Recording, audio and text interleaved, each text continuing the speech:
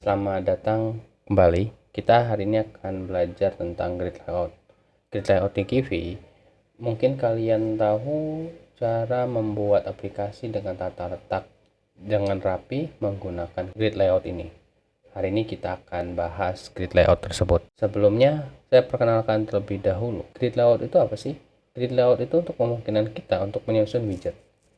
Nah, apa saja, bisa button, bisa tabel, bisa label, dan masih banyak lainnya. Kita akan bahas satu-satu.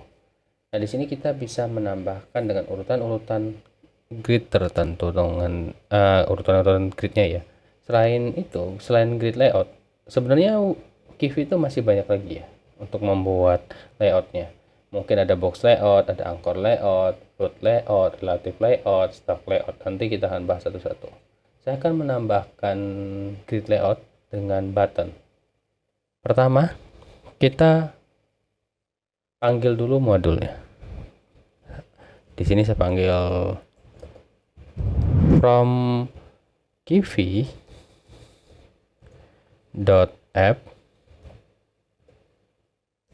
import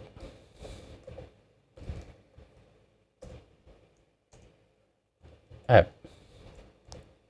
Lalu saya panggil grid layout from Kivy.ux.grid layout.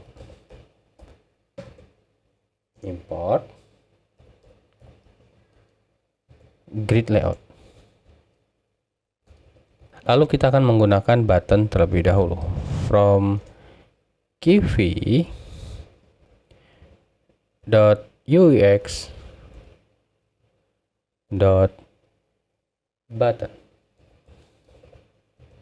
Import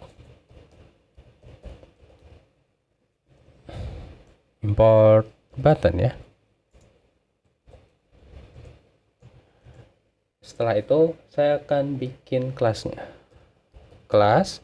Nah, kelas ini untuk mungkin bisa kita masukkan ke dalam ini ya, nama aplikasi kita. Mungkin saya kasih nama aplikasi kita adalah G-Layout, GL kali ya, GL aja kali ya. Tutup kurung. Kita dari kelas turunan aplikasinya, jangan lupa dibuat titik 2. Nah, ini adalah kelasnya G_L. Nanti pada saat kita running, nanti nama aplikasinya G_L ya. Pertama, kita bikin dulu fungsi build-nya, dev build, tutup kurung self ya, titik 2. Lalu saya kasih nama dulu variabel untuk layoutnya. Di sini saya mungkin kasih nama g saja, G_layout. Yang kecil aja, sama dengan nama kelasnya ya, grid layout, tutup kurung seperti ini. Nah, teman-teman, kita bisa bikin beberapa kolom. Mungkin teman-teman ada yang ingat ya untuk baris dan kolom. Kalau kolom itu dia akan bergeraknya ke kiri ke kanan atau kanan ke kiri itu ya. Kalau baris itu dari atas ke bawah atau bawah ke atas. Itu adalah ini ya untuk pembuatan letak grid layoutnya. Di sini saya membuat kolomnya ada 2 contohnya, atau 3 kali ya, biar kalian bisa lihat itu sama dengan 3. Saya buat seperti ini. Lalu saya panggil untuk membuat tombolnya.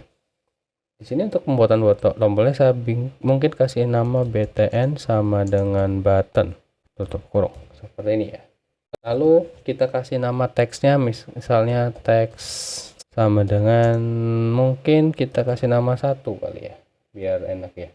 Kita kasih nama 1. Oke, selanjutnya btn yang kedua kali ya, btn 2. Ini 2 juga, biar kalian bisa lihat perbedaannya ya nanti ya.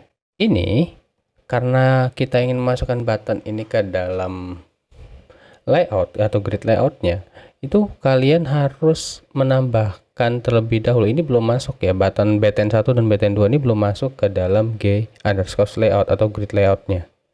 Lalu bagaimana sih cara memasukkannya? Cara memasukkannya, kalian sebut terlebih dahulu nama variabel grid layoutnya. Misalnya di sini kita sebut grid layout. Kita tak masukkan terlebih dahulu. Bagaimana cara memasukkannya? Kita tambahkan add widget seperti ini. Tutup kurung. Tutup kurung ya. Pertama yang kita tambahkan adalah btn 1. Sama dengan btn 2 juga. btn 2. Seperti ini ya. Kita return. Yang kita return kenapa? Apakah btn 1, btn 2 atau grid layout? Ya, mungkin kalian udah bisa menebak ya. Yang kita masukkan di sini adalah grid layoutnya. G_layout. Lalu kita panggil nama kelas kita. Nama kelas kita apa? G_L.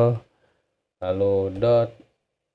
Jangan lupa tutup kurung ya, maaf, tutup kurung dulu lebih dahulu. Tutup kurung, lalu titik, run. Tutup kurung. Seperti ini teman. Kita sudah bisa memanggilnya. Lalu kita running, nanti akan keluar seperti ini. Nah, ini ada tombol. Gede ya. Kegedean ya. Mungkin kalian bisa tambahkan ukurannya ya. Untuk menambahkan ukuran, kalian bisa tambahkan seperti ini. Ini mungkin saya kasih koma ya. Mungkin bisa kalian enter saja, nggak masalah, biar terlihat lebih rapi ya.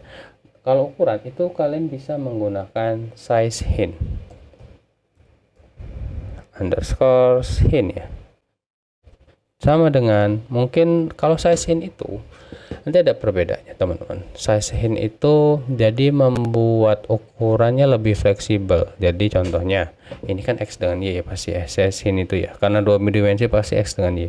Misalnya 0,4 dengan 0,5 seperti ini. Ini yang button 2 tidak perlu ya, saya sengaja buat seperti ini dulu ya. Oh ya, ini masih ada garis merah, penyebabnya karena ini belum ditutup kurung. Ini harus ditutup kurung ya. Oke, seperti ini. Mungkin kalau kita running akan seperti ini ya ukurannya. 0,4 dengan 0,5. Bagian X-nya 0,4. Y-nya masih 0,5 ya.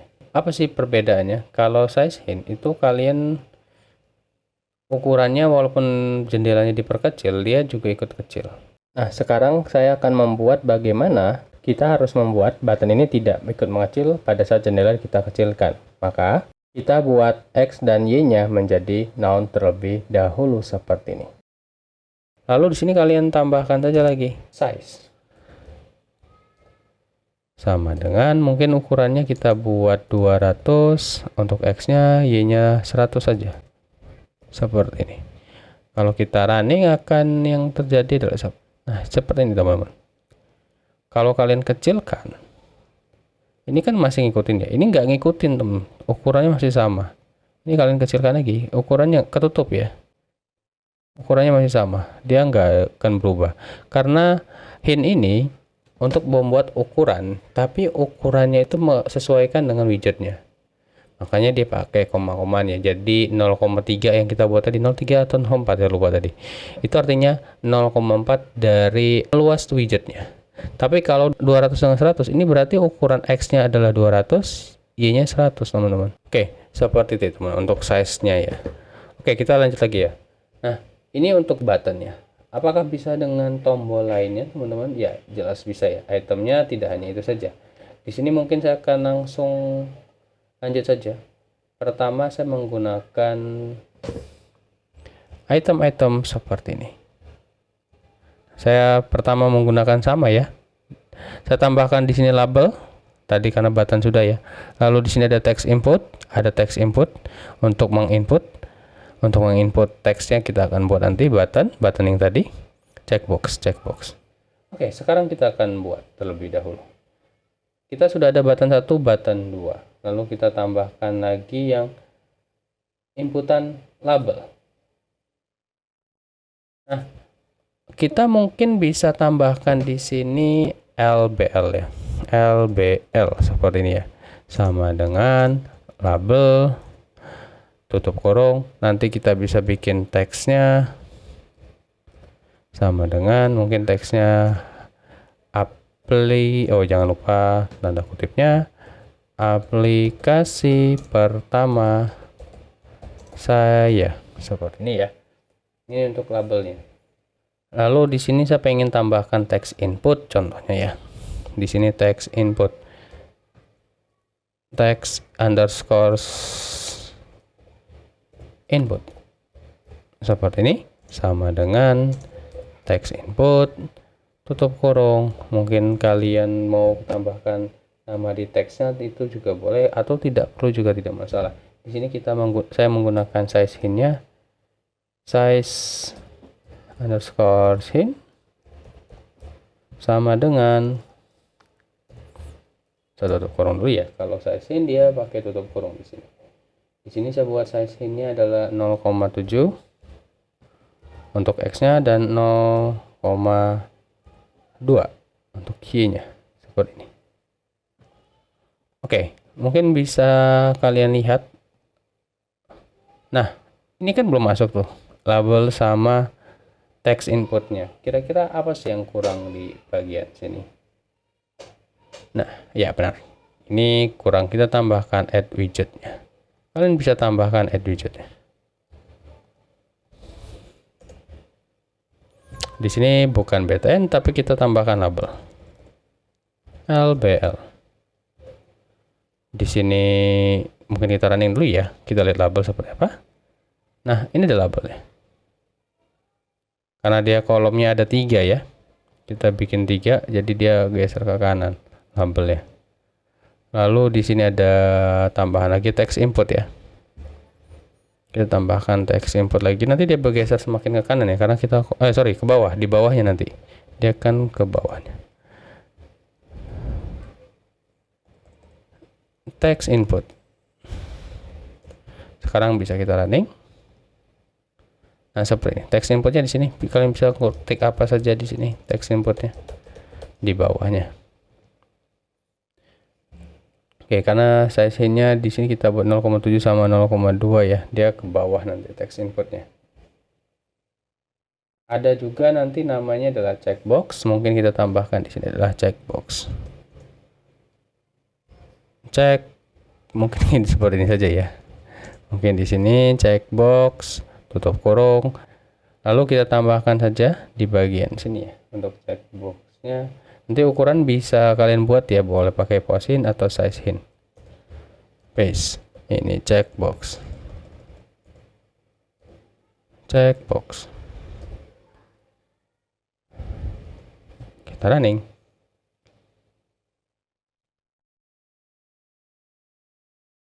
Nah, ini dia checkboxnya ya. Tanda titik seperti ini. Oke. Ini adalah checkboxnya. Nah, teman-teman, nanti kita akan bahas lagi tentang box layout, teman-teman. Setelah kita di sini. Oh ya, di sini ada tugas. Bisa kalian lihat. Ini adalah tugas yang akan kalian buat untuk latihan. Nanti tetap akan dibahas. Nah, buatlah contoh pekerjaan seperti ini, teman-teman.